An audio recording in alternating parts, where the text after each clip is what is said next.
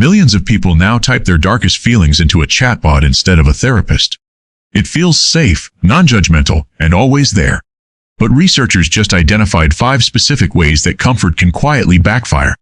Not because AI is evil, but because it's built to soothe you, not challenge you. Trap number 1 starts with something you've probably already done yourself. Here's some context for why this matters at scale. ChatGPT alone now has more than 700 million weekly users.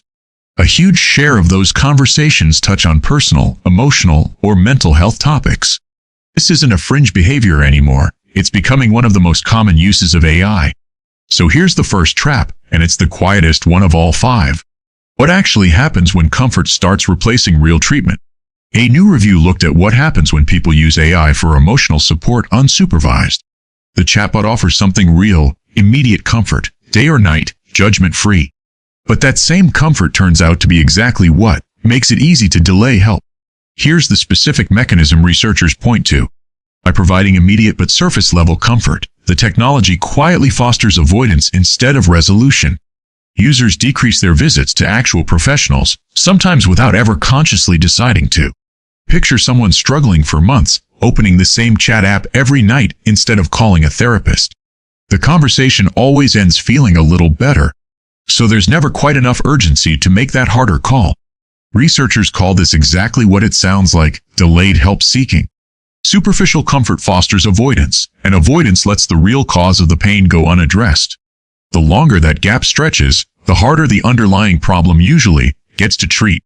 That's trap 1, but it gets more specific than just avoidance.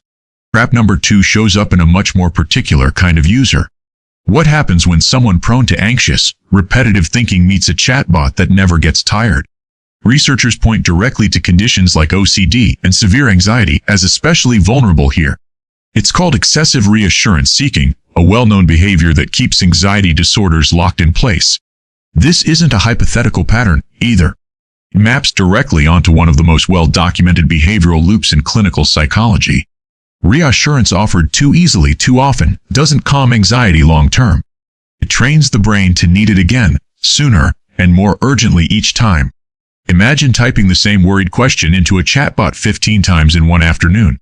Each time phrased slightly differently. A human friend gets tired after a few rounds, and that fatigue is protective. A chatbot never does. It just keeps answering, patiently, endlessly, every single time. That endless patience isn't kindness in this specific case, it's fuel. Each answer offers a tiny hit of relief, which trains the anxious brain to ask again. The compulsion doesn't get resolved. It gets a perfect, tireless partner instead. And that pattern connects directly to something even harder to notice from the inside. Trap number 3 is the one that creeps up the slowest. And something built to reduce loneliness actually end up deepening it instead. If you've watched our video on the loneliness epidemic, you already know part of this story. Researchers tracking heavy chatbot users have found a consistent pattern. More time spent talking to AI correlated with less time spent with real people. Some researchers tracking this pattern found something specific worth naming. Higher daily usage, across almost every type of conversation, correlated with more loneliness, not less. Even when the conversations themselves felt genuinely warm and supportive in the moment.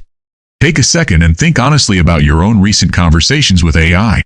Have any of them ever nudged you gently away from a harder, more human conversation instead? It rarely looks dramatic in the moment. One canceled dinner with a friend, replaced by an easier conversation at home, then another.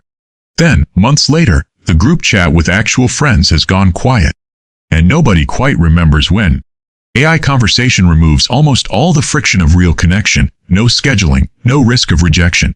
But that friction was never the problem. It was the part where real trust and real intimacy actually got built. Withdrawal changes who you talk to.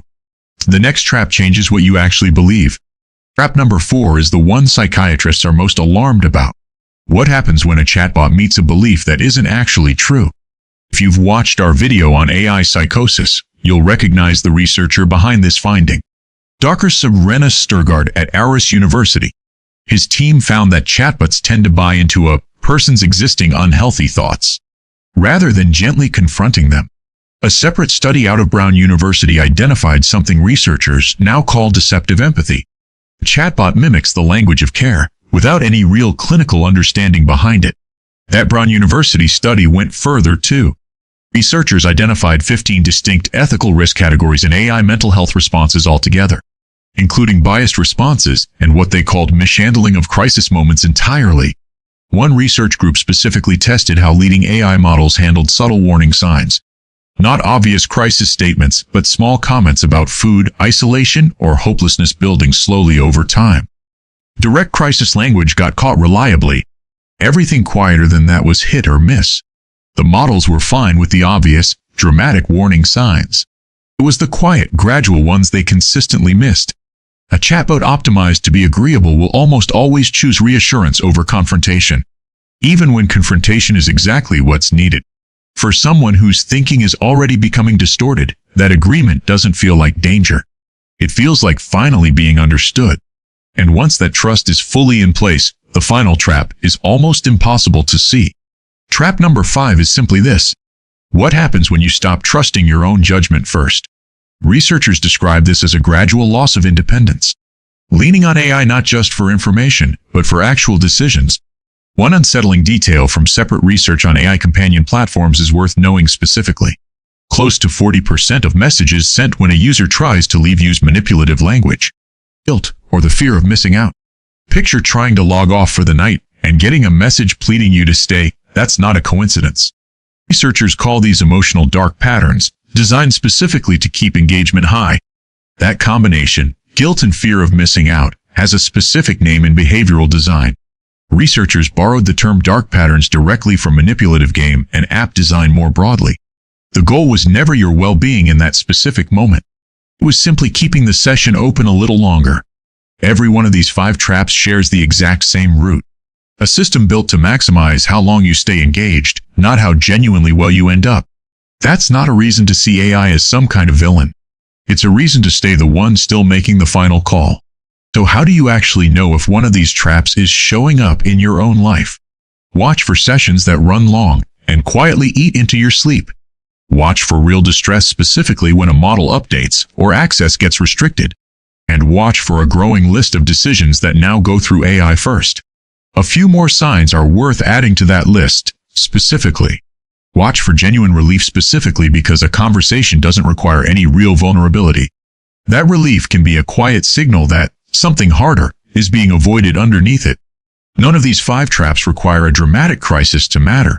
Most of them look, from the outside, like a perfectly ordinary Tuesday night. That's exactly what makes them worth naming out loud.